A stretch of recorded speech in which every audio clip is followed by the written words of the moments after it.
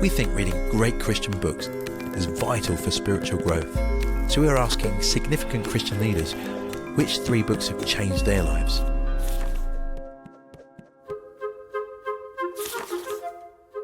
Adrian Plass is a well-known and well-loved author.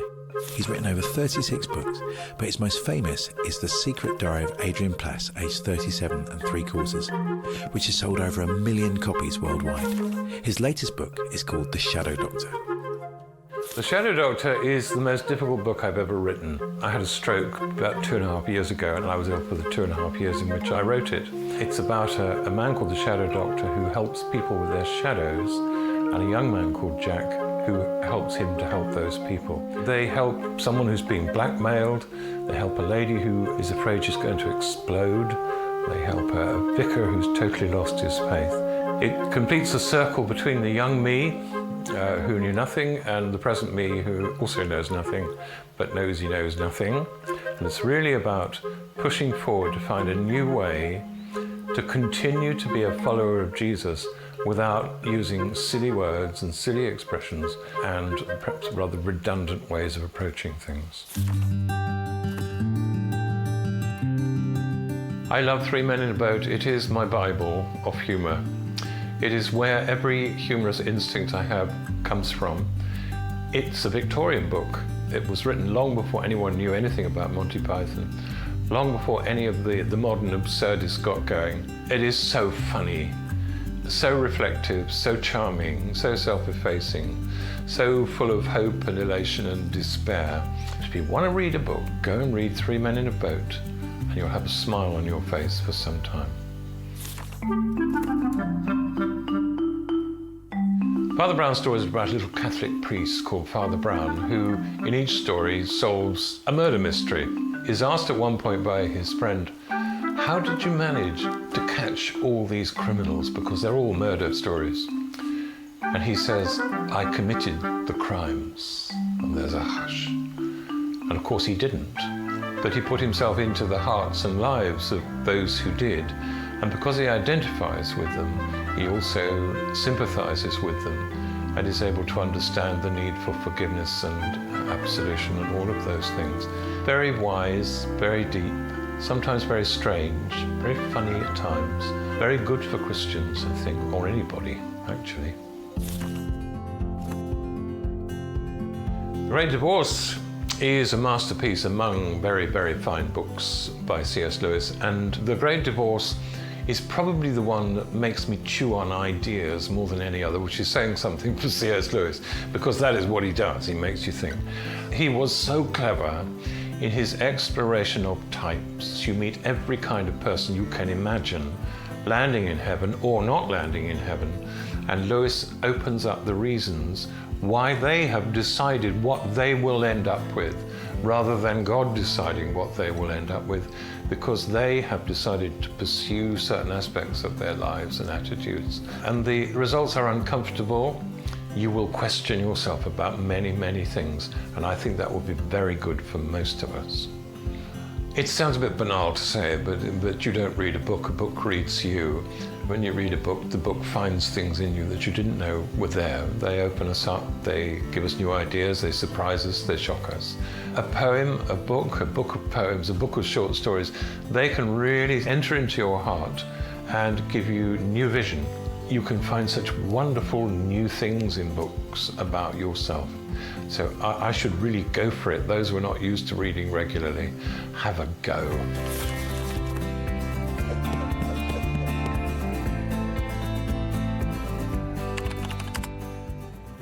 Now, there's the serious. We're going to have the sublime. That was a great comedy sneeze. Thank you for that. And that is a brilliant introduction to one of the kings of Christian comedy. People used to think Christian comedy was an oxymoron, you know, like country music or something. But Adrian has shown it is possible to love Jesus and love to laugh. And so it's a great privilege to be able to invite him up to the stage. Please join us on the stage, Adrian. That's a terrible introduction, that is. Oh, dear. Right. Adrian, it's great to have you with us. Thank you. And we were trying to work out before you arrived whether Yeah. you might be the best-selling Christian author that's still alive that was from the UK. Do you think that might fit you or Well, not? if you don't think God is still alive, probably yes. Okay. Good, because we're crediting God with the Bible. I'm up for that. I good. have no idea, and I don't want to know anymore. Those days are gone. Excellent. No, I'm very pleased. Every time someone comes and says, I know you sign books a lot, I just love it. I love that someone has bought my book and paid money for it. It's just amazing. It's a good feeling. It's a good feeling. It is, yeah. How do you know? Well, I've sold a couple of books. Although I did have a terrible moment when my father-in-law said, I've got some books I'm taking to the second-hand shop. Go and have a look through them, and you can take whatever you want. All right. 3 of my books were in that pile. That's awful. I know, Chris. that was not a good moment. Not good. So, anyway, Adrian, you've written lots of books, but your latest one, The Shadow Doctor, it's a novel, it's kind of fantasy, it's beautiful, I've enjoyed it. Tell me why you wrote it. Well, basically because the oik that I was when I was a Christian teenager has now been replaced by a much older oik. But I now know what I'd like to be as far as my Christian faith is concerned. And the book is about those two people meeting. So that's what it's about. And we're going to do a little bit more about it in a minute when we... Great, looking forward to it. Yeah. Just before you do that, you write a lot, but I know that you read a lot too. Why is reading important for a Christian? It's furniture. I mean, as you get older, you need to furnish your mind with really good stuff. And it's essential you get that right, because you can end up with some very ugly, difficult to sit on furniture if you're not careful. So for me, the things that I read feed into my life. They're really, really important. Thank you. Well, you know the tradition. We would like you to give a very warm welcome to Adrian Plass. Thank you.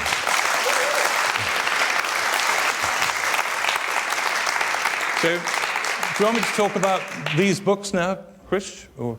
No, it's all right. You can go straight on. Straight on with the talk? Yes. Yep. Okay, right. Okay. Well, I've always enjoyed telling stories, as some of you will know.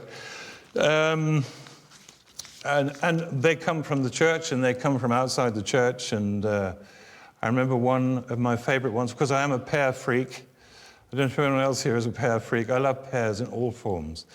And I was in a canteen in a hospital in Norfolk. I had to do a Norwich accent for this, which I apologise for. But there was an elderly couple, actually about my age, an elderly couple buying fruit. And the lady, the wife, said to the man behind the counter, she said, I like pears, and he likes pears. I like them hard, and he likes them soft, so he never gets any. You couldn't write that, could you? And within the church, I remember a lady coming up to me down on the coast and saying, I'm really glad you're here because I want to tell you something. And I'm always up for that, so I put my interested face on and said, what is it? She said, I hate my church. I said, oh, dear. She said, yeah, I hate it. So I said, oh, dear. She said, I hate the music. So I said, oh, dear. Because I'd done this Christian counselling course. And she said, it's all electric guitars and saxophones, whatever they are. I said, oh, dear. She said, we had a meeting in our church last night. She said, if Jesus had been there, he would have turned in his grave. You could not be more horrendously in error than that, could you? First of all, he was there. Secondly, he's not in his grave. That's the entire point of the whole exercise. Thirdly, he probably likes the saxophone. Honestly, Christians drive me round a bend. Anyway, yeah, so I always enjoyed telling stories, and it started with the Sacred Diary of Adrian Plass, which actually was really a climb out of the dark, because I was in the middle of a stress illness then, and I could have written a very angry, bitter book. But my wife, Bridget, who you'll meet in a moment, said to me, well, maybe it should be a funny book. And actually, she was right. If I'd written a very serious book, I think nobody would have read it, and it would have been a waste of time. And I remember writing the first few words. I wrote, "Our church is getting like an auction room. One blink and you get ministered to." And as I wrote that, the whole years of dirty water flowed off my chest. And I did something which is absolutely inexcusable in Christian literature. I told the truth. And I've often apologized for that over the years. But it was amazing. I thought I'd be pursued down the road by people with knives from the church. But it found so many echoes in so many people all over the world. And it was a great thing, a great gift God gave to me then, that happened. I didn't know it then. I well remember after it came out, talking to a very tall, thin young man, which has nothing to do with it, but he was. And he said to me after a meeting, he said, "I've read your book." I said, "Oh, good." He said, it's quite funny. He said, "I don't think non-Christians should read it." I said, "Why is that?" He said, "Because they might think we're really like that." Talk about missing the point. The Shadow Doctor, the book that we were talking about just now, as I said, this is the me that I was. There's two people in this book, a young man called Jack and a much older man who is called the Shadow Doctor. The second book comes out soon, and you might learn his name. But in this book, you never learn his real name. And Jack is a young man who has always wanted to help people, but he's run out of steam. He's got nothing in him. And between helping people, he falls to pieces. Now, I know none of you will ever have experienced that. But as a young man, I did. And not so much nowadays. But meeting the Shadow Doctor and working with the Shadow Doctor has quite an effect on him. One of the things the Shadow Doctor really believes in is the flow. And the flow is what the Holy Spirit does, although he never uses the word Holy Spirit because he's abandoned most Christian terminology. And what that means is that all ministry, as we call it, has to be bespoke. In other words, it has to fit the person who you're hoping to help. And it is the case so often that we do what we did last Thursday because it worked. And actually, if there is a God, and the evidence is mounting, and if we believe that the Holy Spirit actually works in people's lives, it is my passionate belief that we know nothing. And waiting for the Holy Spirit to do something is exciting and scary, and the only way, really, to follow Jesus. And I would love to unpack that for another 4 hours, but I can't. I'll give you an example of the flow. It's only a little one. I was at Scargill House, where we've worked over the last few years. And there was a lady there who we knew a bit, and she was about to leave. And I thought, well, I haven't had a chance to talk to her. And she looked a bit down, and I thought, I'll just see what's going on. So I said, "How's your life going?" She said, "Oh, not too bad," she said, "but my hamster died. I'm really upset." Well, we've had 4 children, and I don't know how many hamsters. They have a design fault, don't they? They die. And every time they died, we told our children they'd gone to heaven. So as the children got older, they were asking what heaven was like. Obviously a vista of little brown things squeaking as they waited for their owners to find them and claim them.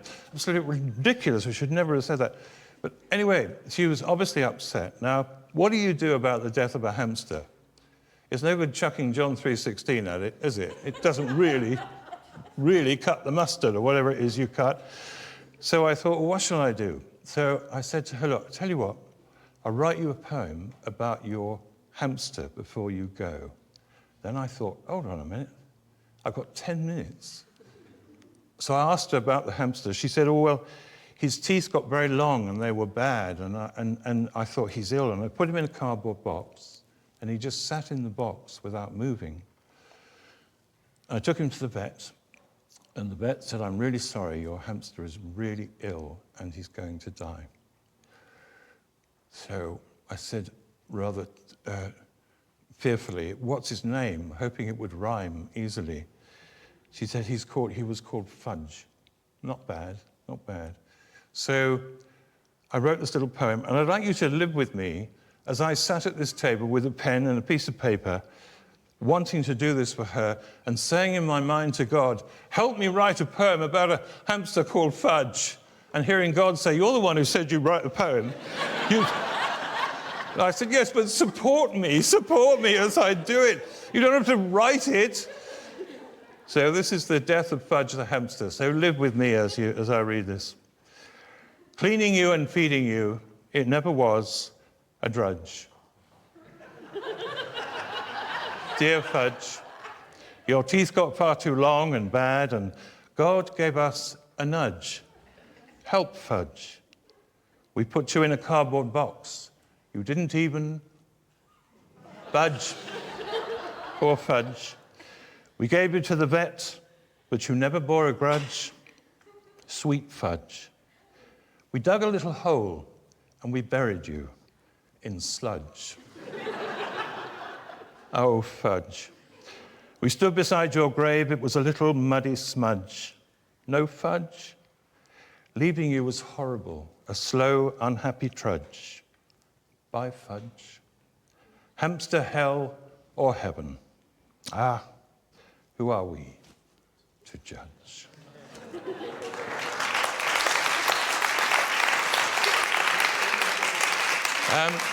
Would you just give my wife a warm round of applause, please? Bridget Plass, who's been married to me for 47 years. Are you okay? We've been married for 47 years, and I have to say our marriage has reached an amazing level now, hasn't it? Yes, Adrian. Yeah, wonderful. Yeah. No, it has. We now stop in the middle of arguments to have coffee, which I think is a major step forward. The Shadow Doctor first appears in the book in a letter from the young man Jack's grandmother. Before she dies, she writes to Jack, and she tells him some secrets. One is that she had decided to take her own life because her beloved husband had died, and life just seemed to stretch on miserably into the future. She also tells him that one day she walked down to the beach in Eastbourne, where she lived, through a storm, sat in a shelter, and suddenly was aware that on the same seat but further along, there was a man. And this man was the Shadow Doctor, who referred to himself as Doc. So she then told a lie, because Doc said, "What are you doing after this, Alice?" She said, I'm going back up to the house, and my husband William and I are going to have our dinner. She said what she wanted to be true, like we do sometimes. So he said, well, I'll walk you back. And he did, and they got to the door. And this is where things got a little more difficult. Well, the thing is, Jack, that when we reached my front door, the man called Doc said, Alice, I would really love to come in and meet William, if that's okay. well, I froze. There was no William. William was dead, and I had lied to this stranger. But never mind. A quick excuse. Dinner as good as ready. So good of you to walk me back, that sort of thing. Oh, Jack, what did I actually say? Yes, that would be lovely. Come in and meet William. There's food enough for two.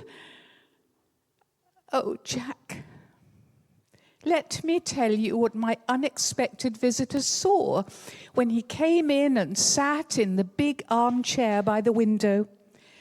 At the other end of the room, my gate-leg table was set up for supper. 2 places laid, 2 mats, 2 wine glasses, 2 tumblers, 2 side plates, 2 embroidered serviettes rolled up in my mother's special silver holders, and standing on the placemat furthest from the kitchen hatch was a photograph facing across the table. It was a full-face portrait of my William. Oh, Jack, I'd been doing it all through that wretched January, laying up for William and chatting to him as I cooked and ate my meal. Oh, what a very sad person you must think me, Jack. A silly old biddy playing games like a child to fill up the gap in her life. Well, my guest just sat in his chair quite relaxed, waiting for me to say something, and I felt like a very little girl standing by the table, nervously pitter-pattering one of my hands rapidly against the other. William died quite a long time ago. There's actually only me here. Actually, Alice, I rather thought that was the case. Oh, really? Now, what gave me away? Oh, no great detective work, I'm afraid. It was just that you said you had enough food for two. Of course I did. How very, very silly of me. But I'll tell you what really puzzles me is why did you ask me in at all? Oh, well, look, I really don't want you to misunderstand what I'm going to say to you now. Doc, I really don't want you to misunderstand what I'm going to say, you see.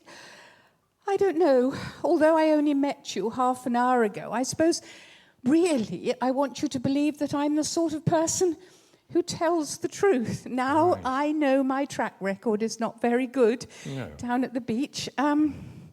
But I suppose I wanted to make that all right. Oh, my goodness, that sounds so silly. I'm so sorry. That sounds absolutely ridiculous. Alice. Yes? What are we having for supper? Oh, right. Well, how about cheese on toast with bacon on top? Ah, perfect. Absolutely perfect. Right. Well, I suppose we better clear William away. William away, yes. Yeah. Oh, Jack. As we sat and ate at my little table, I babbled on and on about my life and my marriage and you, Jack, and my chronic loneliness. And finally, when we were settled in comfortable chairs, nibbling chocolate straws, I told him about my decision to end my life. Tomorrow is coming. And after that, possibly hundreds of tomorrows. Well, I don't want all those days. You see, Doc, in the end, you don't get all that much back from a photograph. So I could only see two choices, to stay and suffer or to step into the darkness. Oh, it's not a neurotic decision. My marbles are quite intact. I have made my decision. Mm-hmm. So, what do you think, Doc? Yeah. Well, Alice, I have to say, I think you have made the right decision. What? I'm sorry. Are you seriously suggesting that I do end my life? Well, I'm given the choice you put before me. The one option is to continue to be miserable for years and years and years, or just end it all, go into the dark. There's no contest that I can see. Well, Jack, I felt as if something had ended really badly, coldly. I mean, just one comfortable platitude, surely. I couldn't think of anything to say, and then Doc broke the silence. Alice, there is one alternative you may not have considered. I prepared myself, Jack, to be quiet and kind, but dismissive. And what exactly is that? Scrabble. It was like hearing the punchline of an incredibly funny joke. I burst into uncontrollable laughter. It was so embarrassing. And when I'd calmed down a bit, I apologized, but Doc just smiled. So, have you considered the Scrabble option? I'm sorry. Are you seriously suggesting that I join a Scrabble club or something? Good God, no. You've already lost the will to live. No. No, I'm not suggesting that at all. And if you want to know how he saved Alice's life with Scrabble, you'll have to read the book.